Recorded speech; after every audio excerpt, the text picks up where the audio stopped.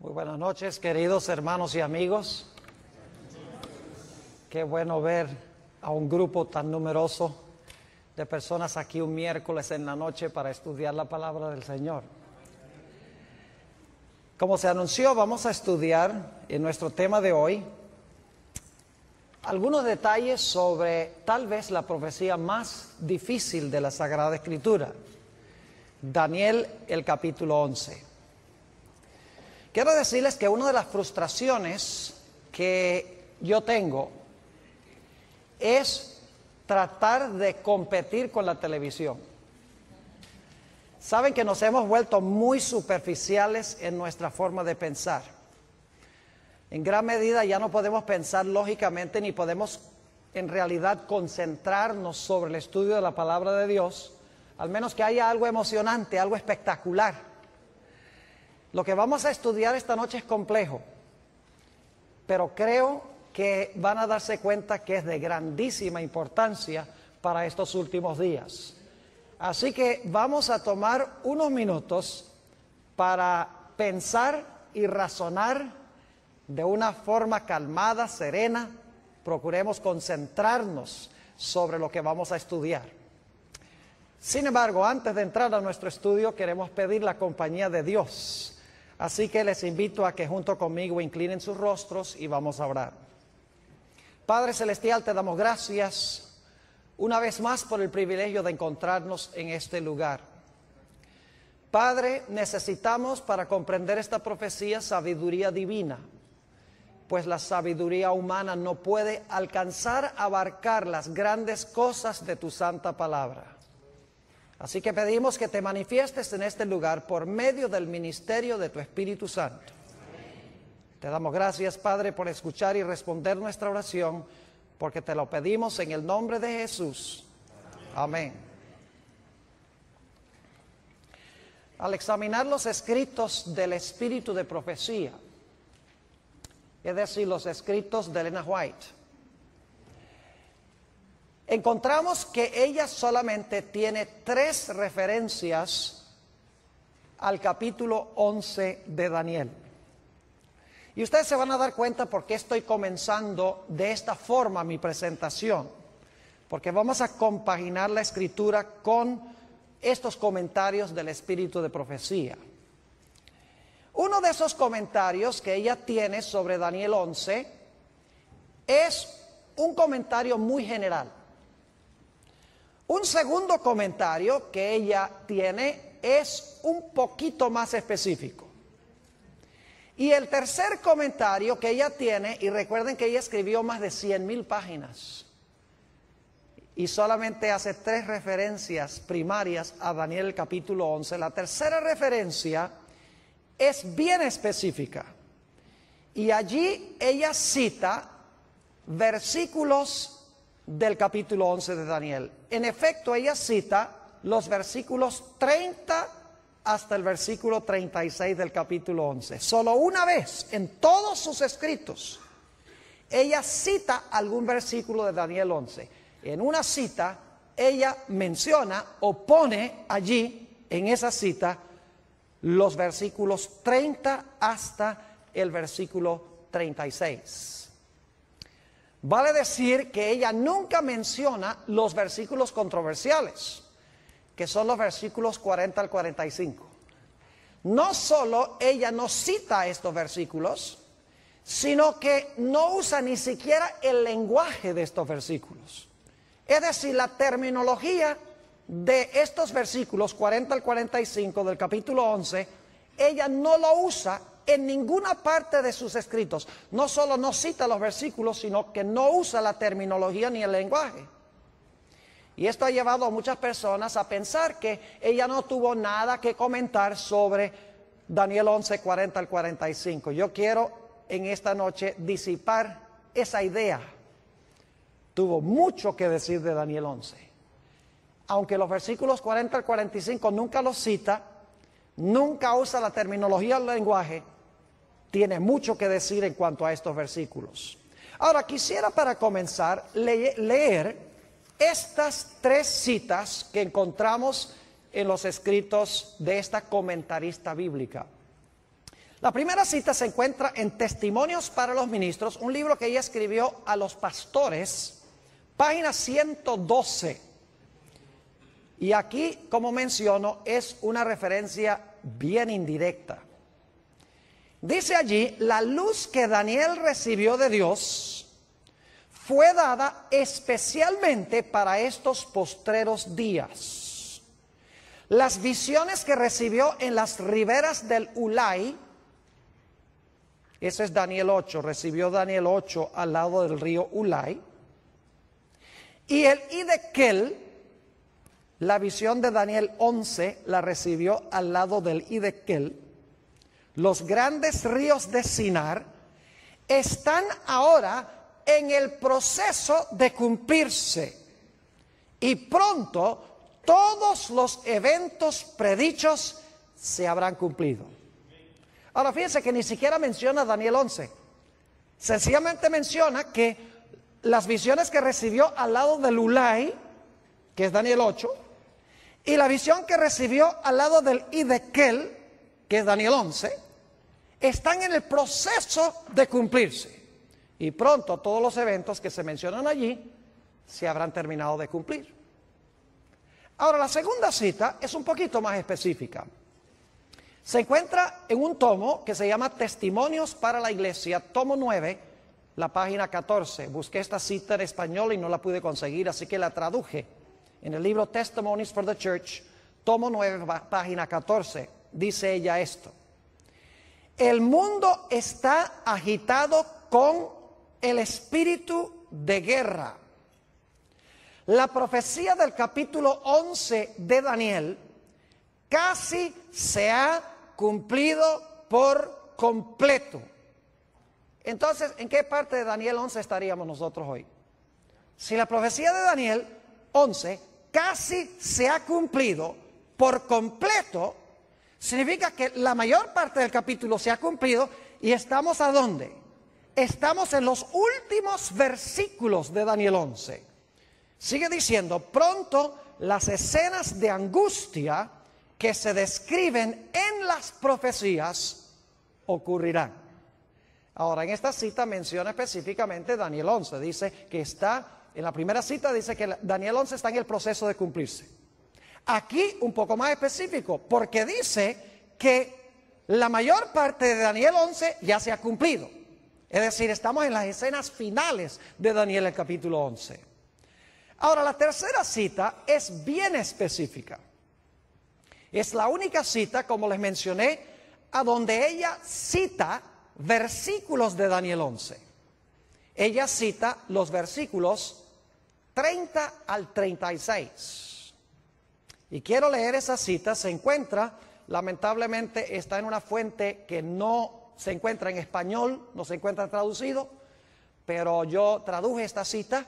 Se encuentra en un tomo que se llama Manuscript Releases, tomo 13, en la página 394. Son materiales de la hermana White que no se habían publicado antes. Se sacaron más o menos unos 20 tomos con todo ese material que antes no había sido publicado. Por eso se llama Manuscript Releases, tomo 13, página 394. Fíjense lo que dice. No hay tiempo que perder. Nos esperan tiempos angustiosos. El mundo está agitado con el espíritu de guerra. Pronto ocurrirán las escenas de angustia que se describen en las profecías. La profecía del capítulo 11 de Daniel casi se ha cumplido por completo. Hasta ahí es parecido a la cita del tomo 9 de los Testimonios. Pero ahora sigue diciendo, mucha de la historia que ha ocurrido en cumplimiento de esta profecía se repetirá. Pregunta, ¿hay una porción de Daniel 11 que se cumplió ya? Sí.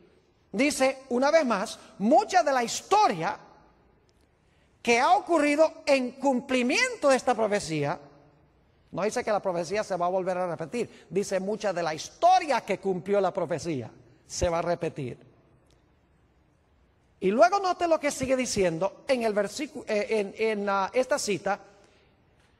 Después de decir mucha de la historia que ha ocurrido en cumplimiento de esta profecía se repetirá, ella dice esto: En el versículo 30, ahora va a decir cuál parte se va a repetir de nuevo, cuál parte de la historia de Daniel 11 se va a repetir de nuevo. Dice, en el versículo 30, se habla de un poder que se enojará contra el pacto santo y hará según su voluntad. Volverá pues y se entenderá con los que abandonen el santo pacto. Y luego, no voy a citar los versículos, luego ella continúa citando los versículos 31 al 36. Es decir, el que leía el versículo 30 y luego ella cita versículo 31 al 36 y entonces dice esto. Escenas semejantes a las que se describen en estas palabras ocurrirán. Yo pregunto entonces, ¿qué porción de Daniel 11, según esta autora, se va a repetir de nuevo? ¿O qué eventos históricos, en cuáles versículos se van a volver a repetir? Son los eventos que se describen ¿dónde? En los versículos 30 hasta el versículo ¿qué? Hasta el versículo 36. Y quiero recalcar nuevamente que ella no dice que la profecía se va a cumplir dos veces. Dice que mucha de la historia que se realizó en cumplimiento de esta profecía se va a repetir. No es la profecía, es la historia que cumplió la profecía la que se va a volver a repetir. Es decir, las escenas que describen los versículos 30 al 36 van a ocurrir de nuevo en la historia. Ahora, para entender lo que ella está tratando de decir, necesitamos regresar un momento para repasar la secuencia de reinos que encontramos en Daniel 7 y Daniel 8.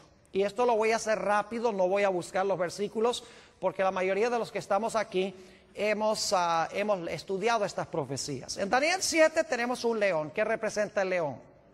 Babilonia. Luego tenemos un oso. ¿Qué representa el oso? Medo-Persia. Luego tenemos un leopardo. ¿Qué representa el leopardo? Grecia. Luego tenemos un dragón o una bestia terrible que representa ¿qué reino? Roma. Y luego a ese dragón le salen 10 cuernos. ¿Qué representan los 10 cuernos? Representan los 10 reinos en los cuales se dividió el imperio romano. Y luego entonces sale un cuerno ¿qué? Un cuerno pequeño que gobierna ¿por cuánto tiempo? Por 1260 años. Ahora, ¿qué representan los 10 reinos? O los 10 cuernos, 10 reinos de Roma. ¿Y qué representa el cuerno pequeño? El cuerno pequeño representa la iglesia romana desde el tiempo cuando cayó el imperio romano y se fragmentó en 10 reinos y 1260 años más adelante, en 1798, cuando recibió una herida mortal. Es decir, tenemos cierta secuencia de reinos: Babilonia, Medo-Persia, Grecia, Roma pagana, Roma papal. Esa es la secuencia de reinos. Ahora necesito ir a Daniel 8, porque Daniel 8 sigue la misma secuencia, pero hay una excepción. En Daniel 8 no empieza con Babilonia, sino que empieza con ¿cuál reino? Empieza con Medo-Persia. ¿Recuerdan un carnero? ¿Cuántos cuernos tiene el carnero? 2. Uno es más alto que el otro y dice que este carnero representa ¿qué reino? Daniel 8 lo dice, versículo 20. Dice, el carnero representa el reino de Medo-Persia. Muy bien. Y luego después se levanta un macho cabrío que viene y ataca al carnero. ¿Y qué representa ese macho cabrío que tiene un cuerno notable entre sus ojos? Representa Grecia. ¿Y qué representa el cuerno notable? A su primer rey, Alejandro Magno. Y luego ese cuerno es quebrado, que significa que cae Alejandro Magno, y luego salen ¿cuántos cuernos? Salen cuatro cuernos. Y en medio de esos 4 cuernos sale un cuerno ¿qué? Un cuerno pequeño. Ahora, claramente en Daniel 8 dice que el carnero representa a Medo-Persia. No cabe duda que el macho cabrío representa a Grecia. Su primer rey es Alejandro Magno. Los 4 cuernos que salen cuando ese cuerno grande es quebrado representan los 4 reinos en que se fragmentó el reino griego. Y luego entonces encontramos el cuerno pequeño, que si ustedes estudian con cuidado Daniel 8, van a encontrar que el cuerno pequeño tiene dos etapas. En primer lugar, el cuerno pequeño se extiende horizontalmente, porque conquista al norte, a la tierra deseable y al sur. Es decir, se extiende geográficamente. Pero luego dice que ese cuerno pequeño se mete con el reino de Dios y pisotea el santuario de Dios. Es decir, al principio es un cuerno político, pero luego se convierte en un poder religioso. Dos Romas, Roma política y Roma ¿qué? Y Roma religiosa. Es decir, tenemos la misma secuencia. Tenemos, en Daniel 7 empieza con Babilonia, ya Daniel 8 empieza con Medo-Persia, Grecia, Roma política, luego Roma papal o Roma religiosa. Ahora, con este trasfondo podemos entender un poco mejor la secuencia de Daniel 11. Vayan conmigo a Daniel 11 y vamos a leer empezando en el versículo 2. Lógicamente no podemos estudiar todos los detalles de este capítulo porque nos tomaría demasiado tiempo. Lo que quiero es que vean la secuencia de reinos. Daniel 11 y el versículo 2. Fíjense con qué reino comienza Daniel 11. Y ahora yo te mostraré la verdad. He aquí que aún habrá 3 reyes ¿en qué? En Persia. Y el cuarto se hará de grandes riquezas más que todos ellos. Y al hacerse fuerte con sus riquezas levantará a todos contra el reino ¿de qué? De Grecia. ¿Con qué empieza Daniel 11? Con Persia. ¿Empezó Daniel 8 con Persia? Claro que sí. Ahora, note lo que dice el versículo 3. Acaba de mencionar el reino de Grecia y dice en el versículo 3, se levantará luego un rey valiente, el cual dominará con gran poder y hará su voluntad. Ese es el cuerno notable en Daniel 8. Pero cuando se haya levantado, su reino será ¿qué? ¿Qué pasó con el cuerno en Daniel 8? Fue quebrado. ¿Y repartido hacia qué cosa? Los 4 vientos. ¿Cuántos cuernos salieron en Daniel 8 después que el cuerno notable fue quebrado? 4, exactamente. Dice, no a sus descendientes, ni según el dominio con que él dominó, porque su reino será arrancado y será para otros fuera de ellos. Es decir, su reino no fue a ninguno que descendió de él. Históricamente eso es cierto. Así que en Daniel 11 empezamos en primero con Persia, luego continuamos con ¿quién?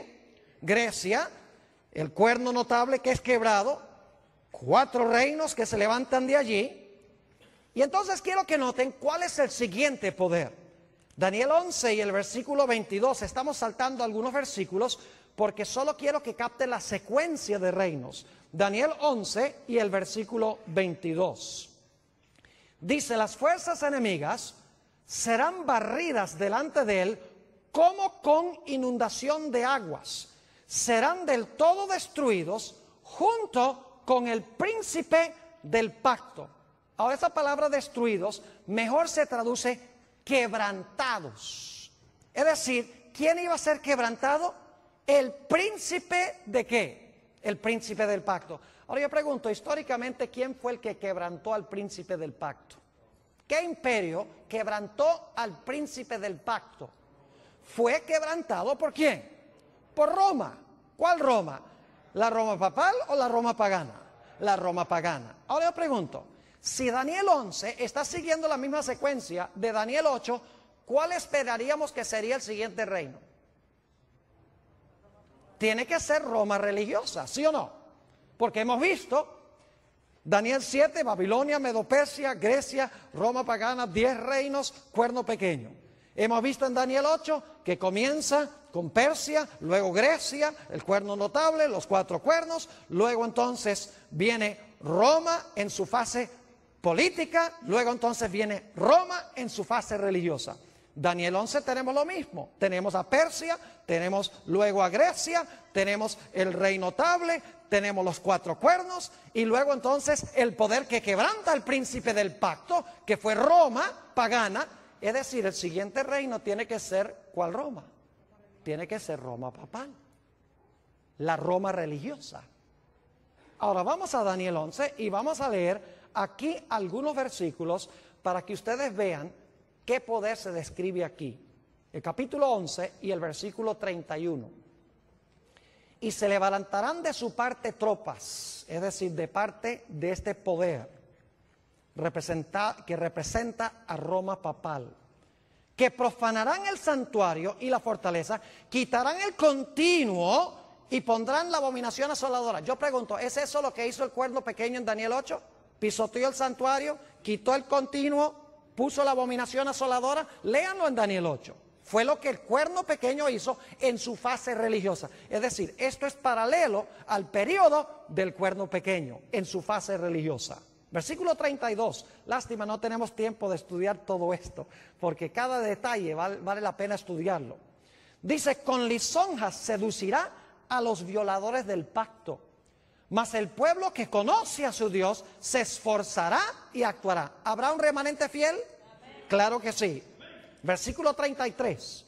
Y los sabios del pueblo instruirán a muchos, y por algunos días caerán. ¿Quiénes van a caer? Los sabios del pueblo, ¿verdad? ¿Y cómo van a caer? Dice, a espada, a fuego, en cautividad y en despojo. 4 métodos en que iban a caer los fieles de Dios. Y saben que si ustedes miran la Edad Media, van a encontrar que estos 4 métodos eran los que eran usados por la iglesia, empleando al Estado para perseguir a los que no estaban de acuerdo con las enseñanzas de la iglesia nominal de aquella época. ¿Han oído de que los mártires eran puestos en una estaca y quemados en la hoguera? ¿Han oído de que eran encarcelados, iban en cautividad? Y los valdenses, por ejemplo, dice la historia que los despojaron de sus propiedades, les quitaron sus propiedades. Es exactamente lo que se describe aquí, versículo 34. Y en su caída serán ayudados de pequeño socorro, y muchos se juntarán a ellos con lisonjas. También algunos de los sabios caerán para ser depurados y limpiados y emblanquecidos hasta el tiempo determinado, porque aún para esto hay plazo. Y ahora viene el versículo 36, que es vital. Habla del apogeo de este poder. Dice, el rey hará su voluntad y se ensoberbecerá y se engrandecerá sobre todo Dios, y contra el Dios de los dioses hablará maravillas y prosperará. Yo pregunto, ¿el cuerno pequeño habló grandes palabras contra Dios? ¿El cuerno pequeño persiguió a los santos de Dios? ¿Sí o no? ¿Y prosperó, según Daniel 7 y 8? Claro que sí, es el mismo poder aquí. Dice, hablará maravillas y prosperará hasta que sea consumada la ira, porque lo determinado se cumplirá. Del Dios de sus padres, es decir, los padres son los apóstoles, los fundadores de la iglesia. Del Dios de sus padres no hará caso, ni del amor de las mujeres, ni respetará a Dios alguno, porque sobre todo se engrandecerá. Es decir, se va a proclamar Dios en la tierra, este personaje. Versículo 38. Mas honrará en su lugar al Dios de las fortalezas, Dios que sus padres no conocieron, es decir, el Dios de la fuerza, el Dios del Estado, usando el poder civil. Lo honrará con oro y plata, con piedras preciosas y con cosas de gran precio. En la misma descripción del traje de la grande ramera de Apocalipsis, el capítulo 17. Versículo 39, con un Dios ajeno se hará de las fortalezas más inexpugnables y colmará de honores a los que le reconozcan, y por precio repartirá la tierra. Todo este pasaje, los versículos 30 al 39, están describiendo el periodo del cuerno pequeño de Daniel 7 y el cuerno pequeño de Daniel 8 en su fase religiosa, el periodo de los 1260 años de supremacía de la iglesia romana. Ahora, ¿está clara la secuencia? ¿Entiende la secuencia? Persia, Grecia, Roma en su fase pagana, luego Roma en su fase ¿qué? En su fase papal. Pero yo pregunto, según las profecías, ¿cuántas etapas de dominio tiene el cuerno pequeño o la bestia, o en este caso el rey del norte? ¿Cuántas etapas de dominio tiene? A ver, díganme ustedes. Tiene dos. ¿Cuál es la primera? ¿Gobernó por cuánto tiempo? 1260 años. ¿Verdad que sí? Ahora, cuando cayó, después de los 1260 años, en 1798, terminado, ya no se levanta más nunca. ¿O se va a volver a levantar? ¡Oh, se va a volver a levantar! Porque la Apocalipsis 13 dice que la bestia que gobernó 42 meses, que es lo mismo que los 1260 días, iba a recibir una herida ¿qué? Mortal. Y por un tiempo iba a estar fuera de comisión. Y luego su herida de muerte se iba a ¿qué? Sanar, y nuevamente iba a gobernar ¿qué cosa? El mundo. Ahora podemos entender por qué Ellen G. White dijo que escenas semejantes a las del pasado se iban a repetir. ¿Me están entendiendo lo que estoy diciendo? Porque el mismo poder que dominó en el pasado, que recibió una herida mortal, que ha estado herido a este sistema, porque no puede usar el poder civil como lo hacía en la Edad Media, ese poder se le va a sanar la herida y luego va a repetir lo que hacía ¿cuándo?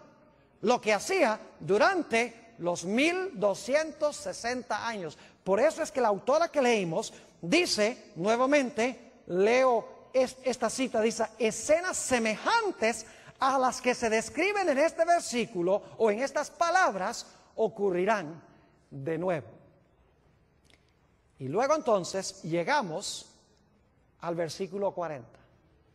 Ahora yo quiero decirles cómo se relaciona el versículo 40 con los versículos 31 al 39. En el versículo 40 habla del rey del sur que se acornea contra el rey del norte. Es decir, el rey del sur ataca al rey del norte en el tiempo del fin. Pero luego dice que el rey del norte levanta contra el rey del sur, ¿qué cosa? Tempestad.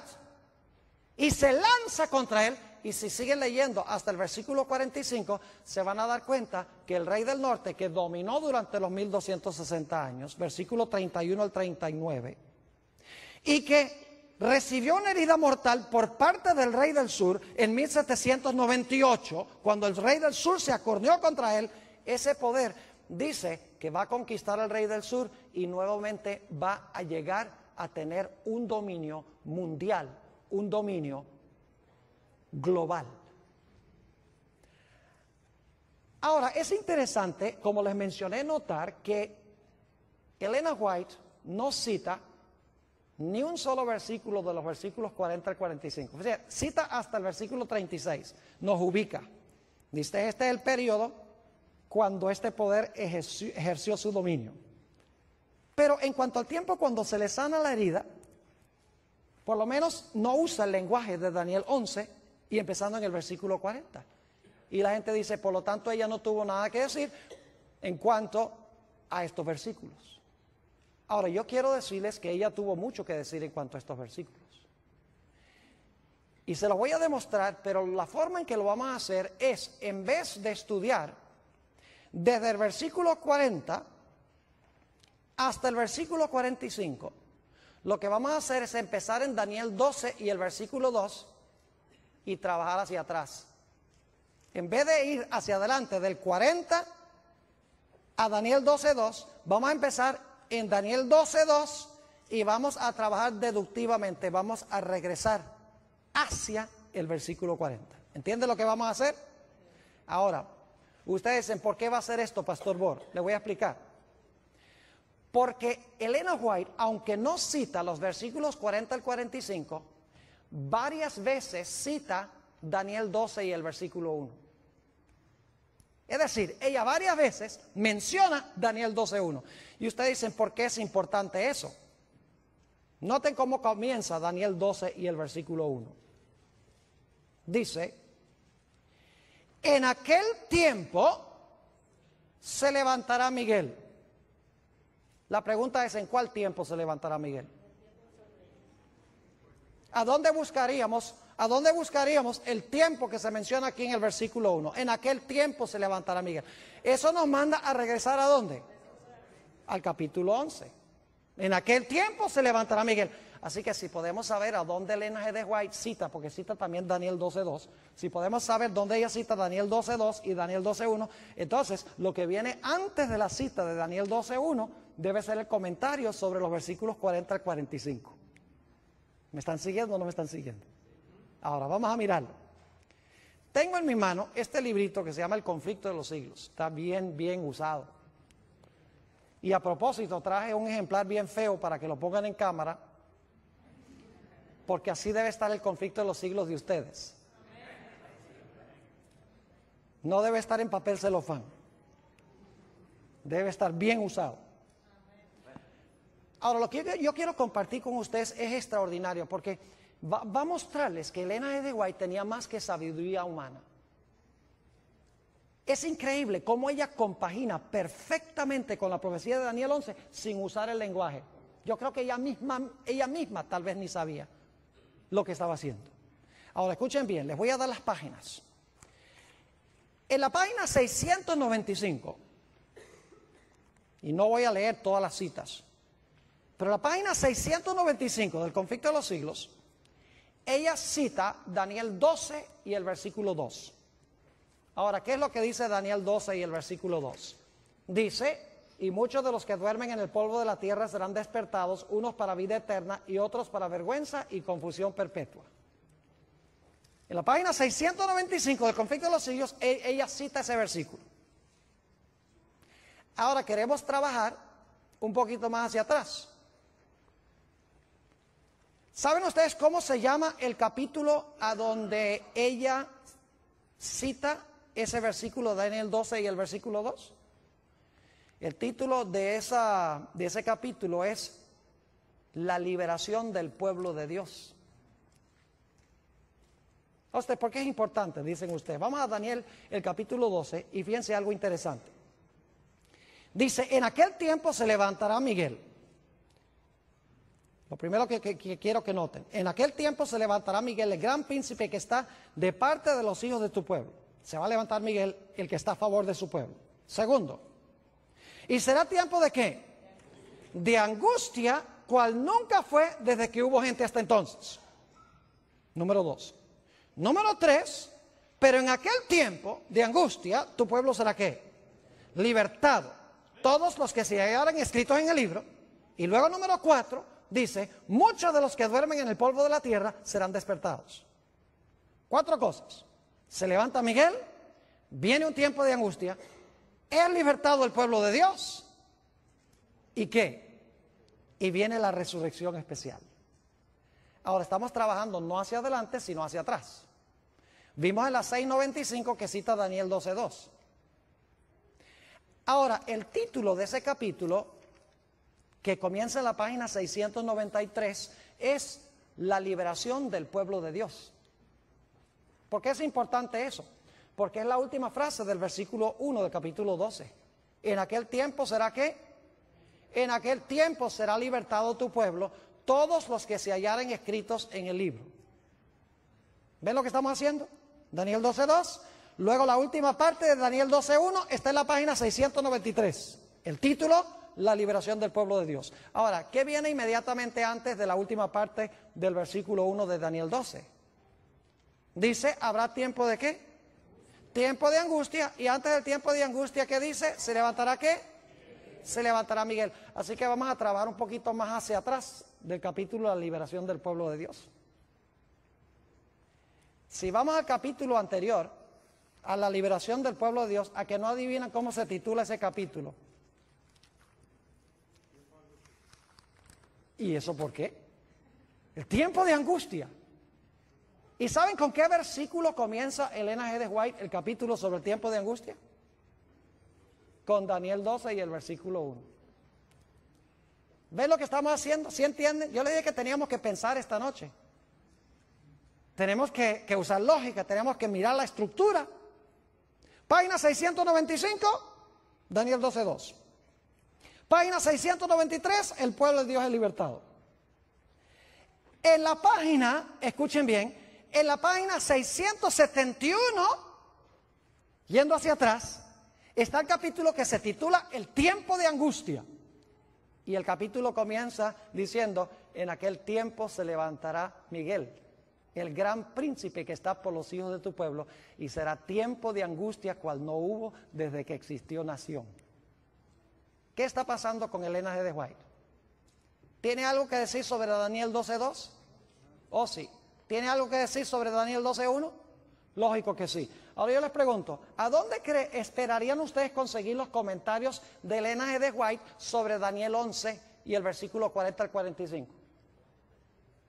A ver, díganme ustedes, ¿a dónde esperarían encontrar los comentarios de ella sobre los capítulos anteriores o los versículos anteriores? ¿Tiene que ser antes de qué página? Tiene que ser antes de la página ¿qué? 671. ¿Sí están viendo lo que estamos haciendo o no? Como ella no tiene nada, no usa el lenguaje, ni cita los versículos 40 al 45, entonces nosotros tenemos que empezar con el versículo que sí cita. 12:2. Y luego la última parte del 12:1. Y luego la primera parte del 12:1. 695, 693, 671. Y esperaríamos que los comentarios de ella sobre el capítulo 11 estén en los capítulos anteriores al capítulo sobre el tiempo de angustia. Ahora quiero que vayamos a Daniel 11, no vamos a estudiar todo yendo hacia atrás, porque yo les digo que si hiciéramos esto, terminaríamos en el conflicto de los siglos, en el capítulo que se titula La Biblia y la Revolución Francesa. Pero claro, no podemos estudiar todos esos capítulos. Nada más quiero lanzarles la idea de cómo estudiar esta profecía. Ahora, noten lo que dice Daniel 11 y el versículo 44. Cuando el rey del norte está en su apogeo, cuando se le ha sanado la herida a la iglesia romana y está dominando el mundo, según la Biblia, dice que algo va a pasar. Versículo 44. Pero noticias del oriente y del norte lo atemorizarán. Otras versiones dicen que nuevas del oriente y del norte lo espantarán. ¿Y qué va a ser como resultado de esas nuevas que vienen del norte y del oriente? Dice, ¿y qué? Y saldrá con gran ira para destruir y matar ¿a qué? A muchos. ¿Captan lo que dice el versículo? Hay ciertas noticias que vienen del norte y del oriente que espantan al rey del norte, y la reacción de él es salir ¿a qué? Salir a matar y destruir. ¿A quiénes? ¿A todo el mundo? En Daniel es el pueblo de Dios. A usted dice, ¿qué es eso de nuevas del oriente y del norte? Bueno, vamos a Apocalipsis el capítulo 7 y fíjense algo muy interesante. Fíjense lo que viene del oriente según el libro de Apocalipsis. Apocalipsis el capítulo 7 y el versículo 2. Vi también otro ángel que subía de donde sale el sol. ¿Qué punto del compás es ese? Del oriente, muy bien. Y tenía ¿qué cosa? El sello del Dios vivo. Y clamó a gran voz a los 4 ángeles a quienes se les había dado poder de hacer daño a la tierra y al mar, diciendo, no hagáis daño a la tierra ni al mar ni a los árboles hasta que hayamos sellado en sus frentes a los siervos de nuestro Dios. ¿Qué es lo que viene del oriente aquí? El ángel que trae ¿qué?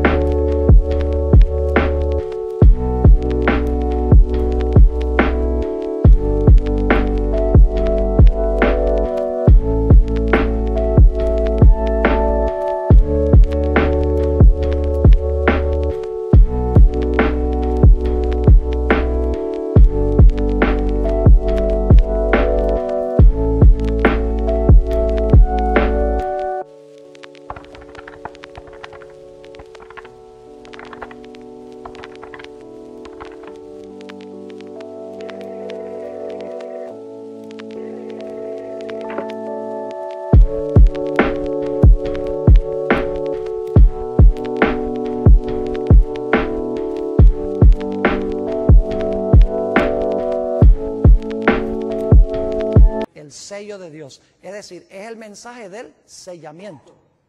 ¿Y qué es el sello de Dios? el sello de Dios, no lo hemos estudiado esta semana, pero el sello de Dios es el sábado. El sello en la ley de Dios es el santo sábado.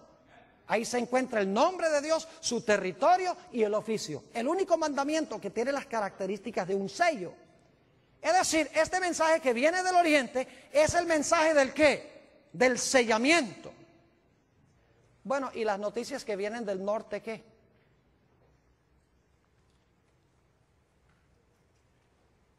Ahora, nosotros generalmente pensamos en los puntos del compás. ¿Dónde queda el norte aquí? Que estoy un poquito desubicado.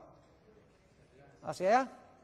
Ok, nosotros generalmente pensamos norte hacia adelante, sur hacia atrás, oriente a la derecha y occidente a la izquierda.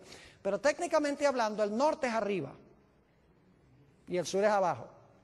El oriente es la mano derecha y el occidente es la mano izquierda. Yo pregunto, ¿a dónde tiene Dios su trono? En el cielo. Pero específicamente, ¿en qué punto del compás según la Biblia? Cuando Lucifer quiso ocupar el trono de Dios, dice que quiso ocupar el trono de Dios a los lados de ¿qué? A los lados del norte. ¿Y Dios vive dónde? Ya hemos visto, vive en el cielo. Ahora noten Apocalipsis el capítulo 18. Apocalipsis el capítulo 18 va a hablar de la caída de este sistema religioso apóstata. Dice en Apocalipsis 18 y el versículo 1: después de esto vi a otro ángel descender ¿de dónde? ¿Qué dirección del compás es eso? Del norte, muy bien. Después de esto vi a otro ángel descender del cielo con gran poder y la tierra fue alumbrada con su gloria. Pregunto, ¿son nuevas que vienen del norte, sí o no? ¿Sí? ¿El sello viene del oriente? Claro que sí. Y clamó con voz potente diciendo: ha caído la gran Babilonia, que dicho sea de paso, el mismo rey del norte de Daniel el capítulo 11. Y se ha hecho habitación de demonios y guarida de todo espíritu inmundo y albergue de toda ave inmunda y aborrecible. Es decir, este sistema religioso ha caído porque impone la marca de la bestia, mientras que Dios, ¿qué es lo que da? Su sello. Versículo 3. Porque todas las naciones han bebido del vino del furor de su fornicación, y los reyes de la tierra han fornicado con ella, y los mercaderes de la tierra se han enriquecido de la potencia de sus deleites. Y ahora escuchen, esto es lo que especialmente espanta a este sistema, no solamente porque se está predicando que el sistema ha caído, sino que se está llamando a los que están en el sistema a salir. Dice en el versículo 4: y oí otra voz del cielo que decía: salid de ella, pueblo mío, para que no seáis partícipes de sus pecados, ni recibáis parte de sus plagas. Yo pregunto entonces, ¿cuáles son las nuevas que vienen del oriente y del norte que espantan a este rey del norte humano que quiere usurpar el lugar de Dios? Es el mensaje de ¿qué? Del sellamiento y el mensaje de que Babilonia ha caído y la invitación de que los fieles de Dios salgan de ese sistema apóstata. Ahora, volviendo otra vez al espíritu de profecía, a que no adivinan cómo se llama el capítulo antes del capítulo que dice tiempo de angustia.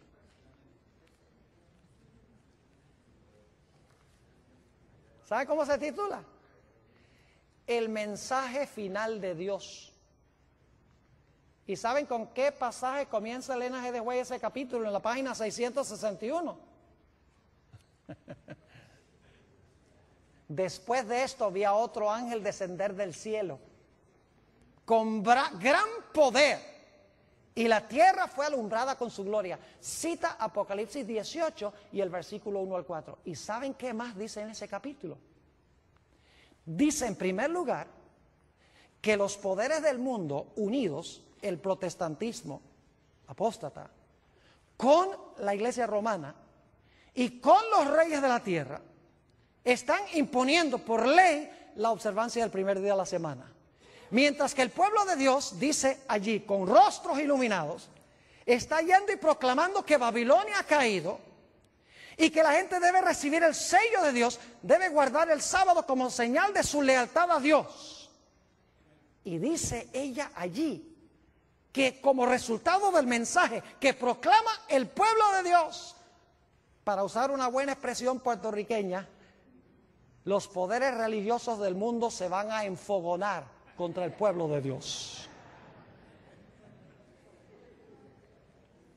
Yo pregunto, ¿es lo mismo que encontramos en el versículo 44? Claro que sí. Solo que ella no está usando el lenguaje, pero sí está describiendo los eventos sin usar el lenguaje. En un momento le voy a explicar por qué no usó los versículos ni usó la terminología.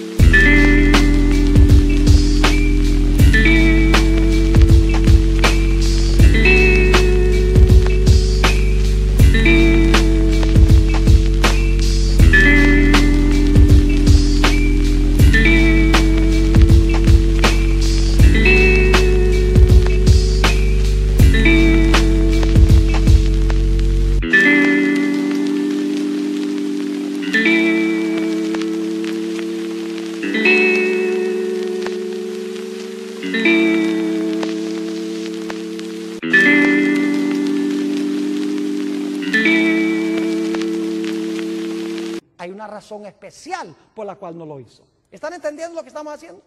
Página 695, Daniel 12:2.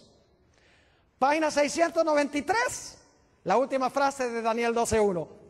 Tu pueblo será libertado. Página 671, se levantará Miguel y habrá tiempo de angustia. Página 661, el mensaje que viene del norte, del cielo, de que la gente salga de Babilonia, y el mensaje del sábado, del sellamiento, de recibir el sello del Dios vivo y la ira que tendrá el mundo religioso contra aquellos que reciban el sello de Dios. Ahora yo quiero preguntar, ¿a dónde esperarían ustedes conseguir lo que Elena G. de White tiene que decir sobre los versículos antes del versículo 43?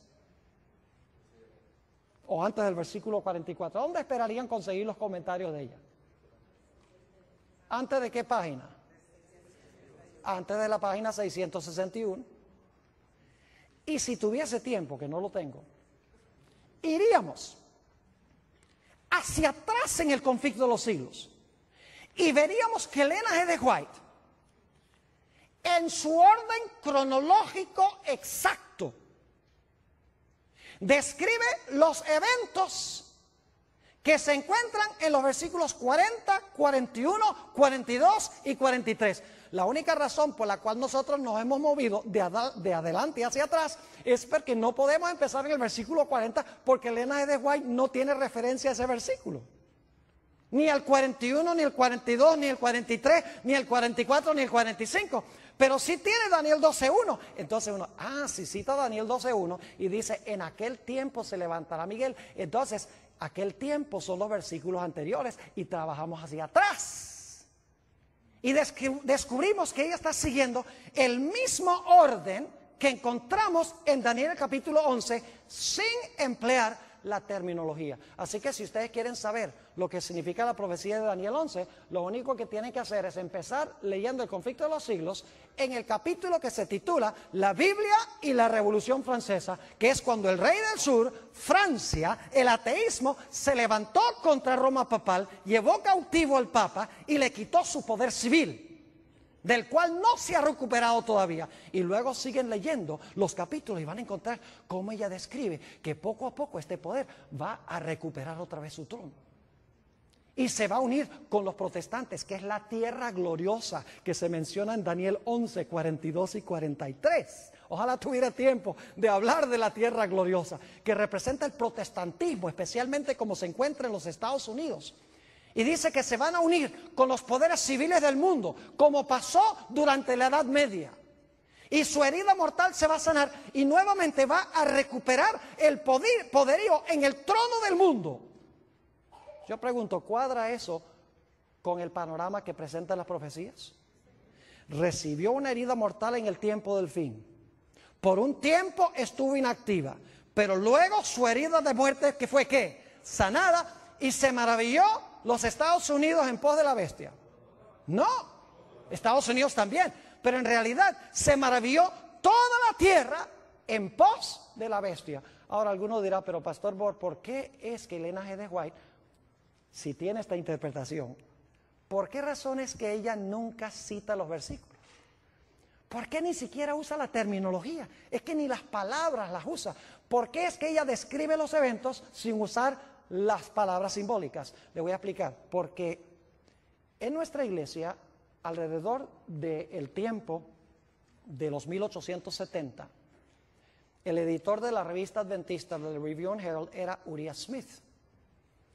Y Uriah Smith, en esa década de los 70, cambió la interpretación de la iglesia adventista del Rey del Norte. Empezó a enseñar de que el Rey del Norte no era Roma religiosa, sino que era Turquía, que no cuadra con Daniel 11. Y el esposo de Elena G. de White, Jaime White, él decía, no es Turquía, es Roma religiosa, siguiendo la secuencia de los reinos en todos los capítulos. Queda claro de que el Rey del Norte es el mismo cuerno pequeño, es Roma papal.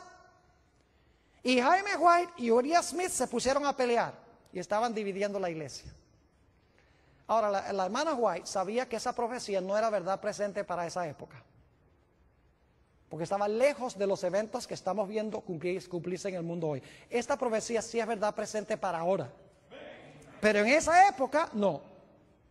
En esa época, hace 120 años, hace 130 años, en realidad no era vital definir en ese momento quién era el Rey del Norte y dividir a la iglesia.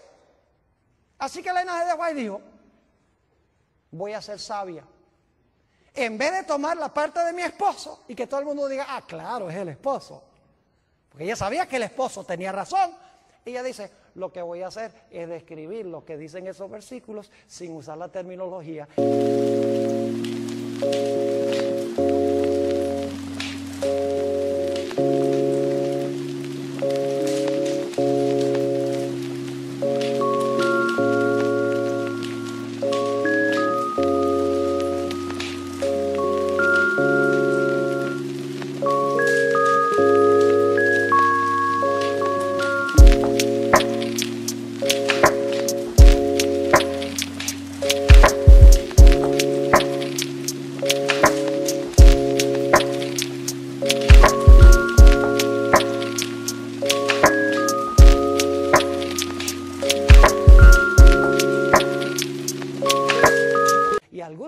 Alguien inteligente va a descubrir lo que hice.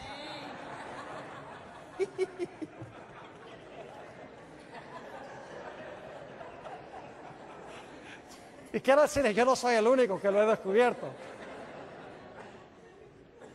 Pero mis hermanos y hermanas, estas no son cosas que nosotros podemos descubrir nada más leyendo someramente la Escritura.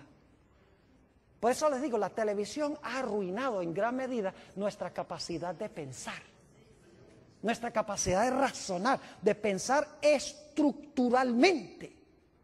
Ya no lo hacemos, porque todo lo queremos digerido, queremos ahí sentarnos a ver la telenovela, todo está ahí superficial.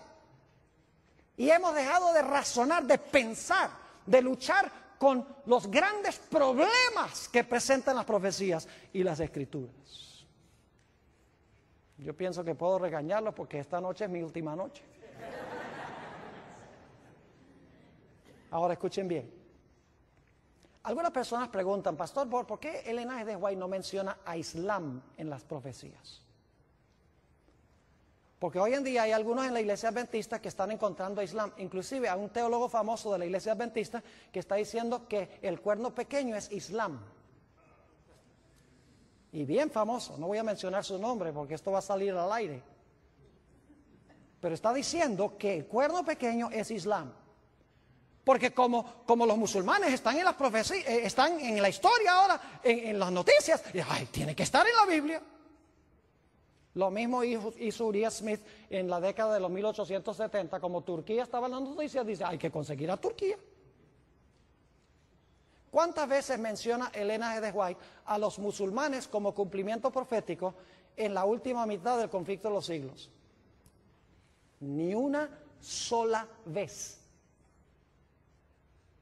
Ahora, yo creo que lo que está pasando con los musulmanes puede precipitar el cumplimiento de profecías bíblicas, pero no es el cumplimiento de una profecía bíblica. ¿Me estoy explicando? Es decir, puede ser funcional en llevar a cumplir profecías bíblicas, pero no es el cumplimiento de una profecía bíblica. Yo les voy a decir, hay 3 razones por las cuales yo creo que se ha levantado Islam para cumplir profecías bíblicas. Número 1, porque Satanás quiere poco a poco que la gente pierda sus libertades en este país. Porque él sabe que no puede quitar la libertad de la noche a la mañana. Y no voy a describir cómo poco a poco hemos ido perdiendo nuestras libertades, no radicalmente, pero poco a poco. Y va a ser muy fácil algún día usar todas estas, la ley patriota y todas estas cosas, como una excusa para que nosotros seamos echados en la cárcel y no podamos tener un abogado ni nos digan de qué nos están acusando. Y para que puedan escuchar nuestras conversaciones telefónicas. ¿Me estoy explicando? Primera razón, para perder las libertades poco a poco. Segundo, para traer a los Estados Unidos a la prominencia a nivel global. Porque eso es lo que Apocalipsis 13 dice que tiene que pasar. Los Estados Unidos tiene que, como decimos en inglés, flex its muscles. Porque es el país, es el poder prominente en Apocalipsis 13 unido con Roma papal. Y en tercer lugar, fíjense qué sabio es el diablo. El diablo yo creo que se va a morir por trasnochado, por estudiar las Sagradas Escrituras. Porque él estudia las profecías para ver cómo contrarrestar las profecías como las presenta Dios en la Biblia. ¿Saben ustedes que hoy en día la mayoría de las iglesias están mirando al Medio Oriente para el cumplimiento de las profecías? Irak, Afganistán, los palestinos, Israel, que se va a reconstruir el templo. Y todos están mirando allá. Y mientras tanto las profecías se están cumpliendo con Roma y con los Estados Unidos y nadie lo ve porque la gente está mirando a donde no es. Así que Islam es funcional en el cumplimiento de las profecías bíblicas, no cabe duda, pero no es el cumplimiento específico de alguna profecía bíblica.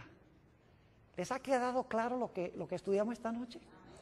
Es sencillo, no es complicado.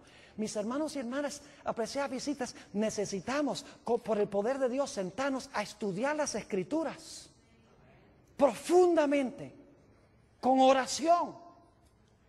No conformarnos con lo superficial. No venimos a la iglesia a que nos entretengan o a gozar. Hoy en día esa es la moda en la iglesia. Ay, que me den mucha música y muchos adornos y muchas cosas. Creo en la música, gloria a Dios, es un apoyo. Pero nunca sustituyamos los adornos por el mensaje. Estamos viviendo en tiempos tremendos. Y ojalá que Dios nos ayude a entender estas profecías y que estemos en el lado correcto en el gran conflicto.